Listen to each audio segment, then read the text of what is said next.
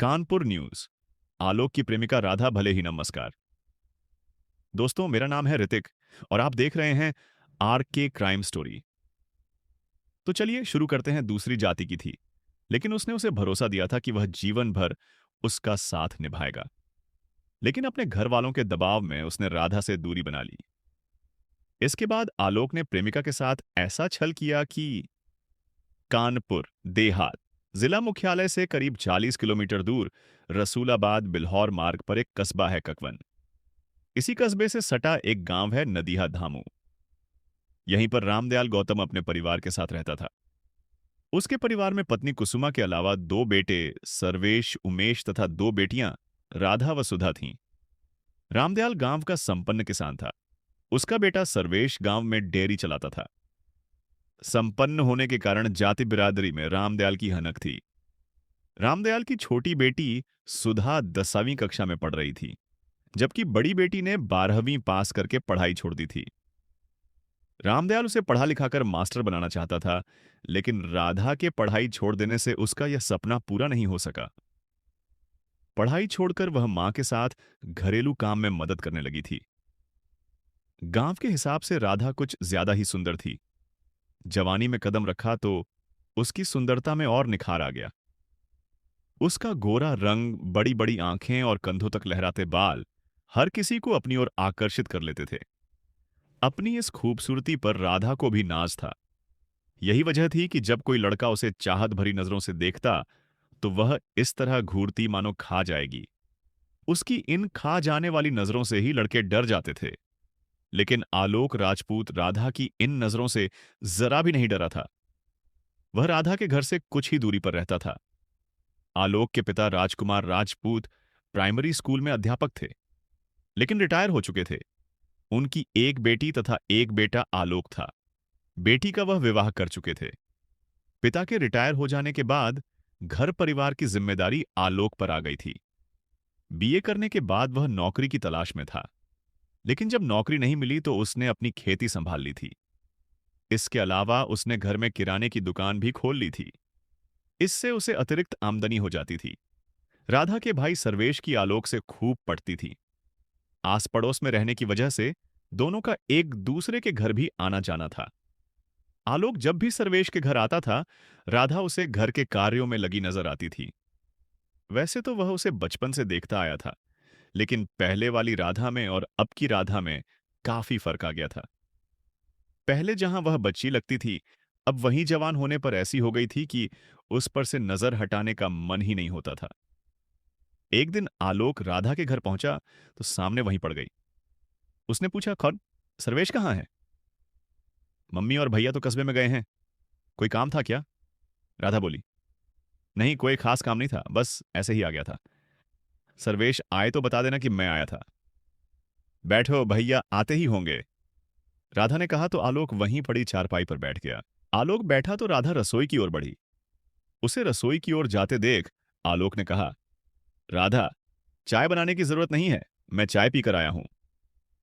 कोई बात नहीं, मैंने अपने लिए चाय भी चढ़ा रखी है, उसी में थोड़ा दूध और डाल देती हूं, कहकर राधा रसोई में चली गई। थोड़ी देर बाद वह 2 गिलासों में चाय ले आई। एक गिलास उसने आलोक को थमा दिया तो दूसरा खुद लेकर बैठ गई। चाय पीते हुए आलोक ने कहा, राधा, बुरा ना मानो तो मैं एक बात कहूं। कहो, उत्सुक नजरों से देखते हुए राधा बोली। अगर तुम जैसी खूबसूरत और ढंग से घर का काम करने वाली पत्नी मुझे मिल जाए तो मेरी किस्मत ही खुल जाए, आलोक ने कहा।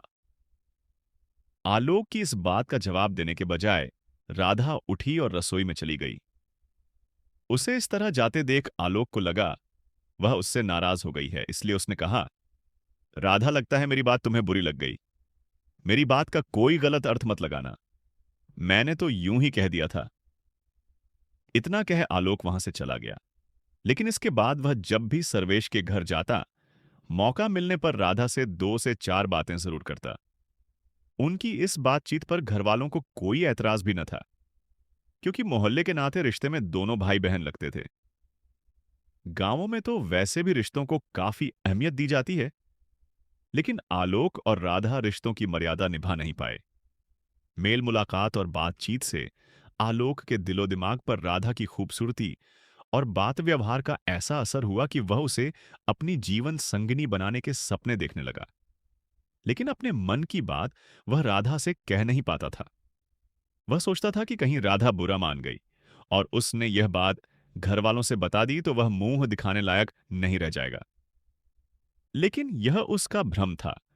राधा के मन में भी वही सब था जो उसके मन में था। जब दोनों ओर ही चाहत के दिए जल रहे हों तो मौका मिलने पर उसका इजहार भी हो जाता है। ऐसा ही राधा और आलोक के साथ भी हुआ। फिर एक दिन उन्होंने अपने मन की बात जाहिर भी कर दी। दोनों के बीच प्यार का इजहार हो गया तो उनका प्यार परवान चढ़ने लगा। आए दिन होने वाली मुलाकातों ने दोनों को जल्द ही करीब ला दिया। वे भूल गए कि उनका रिश्ता नाजुक है।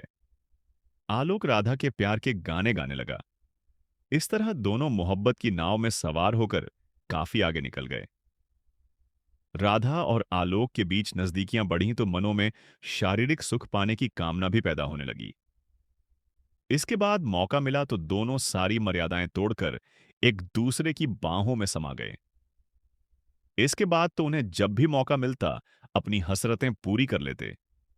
इसका नतीजा यह निकला कि कुछ दिनों बाद ही दोनों गांव वालों की नजरों में आ गए। उनके प्यार के चर्चे पूरे गांव में होने लगे। उड़ते उड़ते यह खबर राधा के पिता रामदयाल के कानों में पड़ी तो सुनकर उसके पैरों तले से जमीन खिसक गई।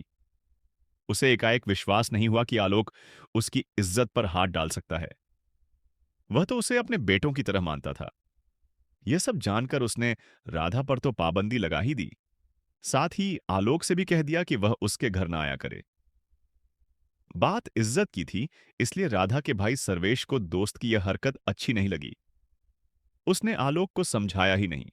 धमकी भी दी कि अगर उसने अब उसकी बहन पर नजर डाली तो वह भूल जाएगा कि वह उसका दोस्त है। इज्जत के लिए वह किसी भी हद तक जा सकता है। इसके बाद उसने राधा की पिटाई भी की और उसे समझाया कि उसकी वजह से गांव में सिर उठाकर चलना दूभर हो गया है। वह ठीक से रहे, अन्यथा अनर्थ हो जाएगा। रामदयाल जानता था कि बात बढ़ाने पर उसी की बदनामी होगी, इसलिए बात बढ़ाने के बजाय वह पत्नी व बेटों से सलाह करके राधा के लिए लड़के की तलाश करने लगा। इस बात की जानकारी राधा को हुई तो वह बेचैन हो उठी। एक शाम वह मौका निकालकर आलोक से मिली और रोते हुए बोली, घर वाले मेरे लिए लड़का ढूंढ रहे हैं, जबकि मैं तुम्हारे अलावा किसी और से शादी नहीं करना चाहती। इसमें रोने की क्या बात है? हमारा प्यार सच्चा है, इसलिए दुनिया की कोई ताकत हमें जुदा नहीं कर सकती। राधा को रोते देख आलोक भावुक हो उठा। वह राधा के आंसू पोंछ उसका चेहरा हथेलियों में लेकर उसे विश्वास दिलाते हुए बोला, तुम मुझ पर भरोसा करो, मैं तुम्हारे साथ हूं। मेरे रोम रोम में तुम्हारा प्यार रचा बसा है। तुम्हें क्या लगता है कि तुमसे अलग होकर मैं जी पाऊंगा? बिल्कुल नहीं। उसकी आंखों में आंखें डालकर राधा बोली, मुझे पता है कि हमारा प्यार सच्चा है, तुम दगा नहीं दोगे। फिर भी न जाने क्यों मेरा दिल घबरा रहा है। अच्छा, अब मैं चलती हूं, कोई खोजते हुए कहीं आ ना जाए। ठीक है, मैं कोई योजना बनाकर तुम्हें बताता हूं। कहकर आलोक अपने घर की तरफ चल पड़ा तो मुस्कुराती हुई राधा भी अपने घर चली गई। रामदयाल राधा के लिए लड़का ढूंढ ढूंढ कर थक गया, लेकिन कहीं उपयुक्त लड़का नहीं मिला। इससे राधा के घर वाले परेशान थे, वहीं राधा और आलोक खुश थे। इस बीच घर वाले थोड़ा लापरवाह हो गए तो वे फिर से चोरी छिपे मिलने लगे थे। एक दिन सर्वेश ने खेतों पर राधा और आलोक को हंसी मजाक करते देख लिया तो उसने राधा की ही नहीं, आलोक की भी पिटाई की। इसी के साथ धमकी भी दी कि अगर फिर कभी उसने दोनों को इस तरह देख लिया तो अंजाम अच्छा ना होगा। सर्वेश ने आलोक की शिकायत उसके घर वालों से की तो घर वालों ने उसे भरोसा दिया कि वे आलोक को समझाएंगे। इसके बाद सर्वेश घर आ गया।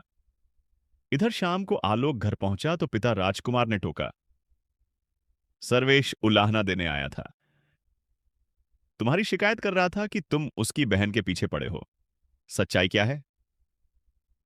पिताजी, मैं और राधा एक दूसरे से प्यार करते हैं और शादी करना चाहते हैं। तुम्हारा दिमाग फिर गया है क्या, जो उस लड़की से शादी करना चाहते हो? क्या तुम्हें मालूम नहीं कि राधा दूसरी जाति की है और हम राजपूत हैं? यदि तुमने उससे ब्याह रचाया तो समाज में हम मुंह दिखाने लायक नहीं बचेंगे। बिरादरी के लोग हमारा हुक्का पानी बंद कर देंगे, इसलिए कान खोलकर सुन लो। उस लड़की से तुम्हारा रिश्ता हरगिज नहीं हो सकता। भूल जाओ उसे, राजकुमार ने कहा। पिता की फटकार और स्पष्ट चेतावनी से आलोक परेशान हो उठा। उसका एक दोस्त छोटू उर्फ नीलू था। उसने इस बारे में छोटू से बात की तो उसने उसके पिता की बात को जायज ठहराया और राधा से संबंध तोड़ लेने का सुझाव दिया। आलोक ने अपनी मां का दिल टटोला तो उसने भी साफ कह दिया कि जिस दिन राधा की डोली उसके घर आएगी, उसी दिन उसकी अर्थी उठेगी। मां की इस धमकी से आलोक कांप उठा। उस पर सवार राधा के प्यार का भूत उतरने लगा।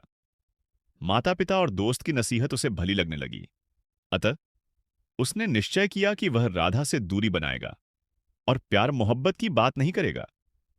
अब उसने राधा से ब्याह रचाने की बात दिमाग से निकाल दी। इसके बाद जब कभी आलोक का सामना राधा से होता तो वह उससे बेमन से मिलता, बेरुखी से बात करता। न होंठों पर मुस्कुराहट, न चेहरे पर दमक होती। राधा नजदीकियां बढ़ाने की पहल करती तो वह मना कर देता। फोन पर भी उसने बात करना एक तरह से बंद ही कर दिया था। राधा 10 बार फोन करती तो वह मुश्किल से एक बार रिसीव करता, उस पर भी ज्यादा बात न करता और फोन कट कर देता। आलोक के इस रूखे व्यवहार से राधा परेशान हो उठी। उसे शक होने लगा कि आलोक किसी दूसरी लड़की के चक्कर में तो नहीं पड़ गया। अतः वह आलोक पर शादी के लिए दबाव डालने लगी।